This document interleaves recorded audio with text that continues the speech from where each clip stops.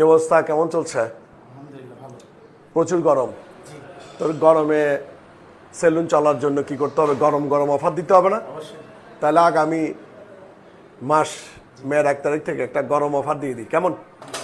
তাহলে headmaster premium সেলুনে আগামী 1 তারিখ থেকে যে কাস্টমারগুলো আসবে তাই সেই কাস্টমারগুলো 25% ডিসকাউন্টে কি তারা সকল সেবা পাবে, সাথে সাথে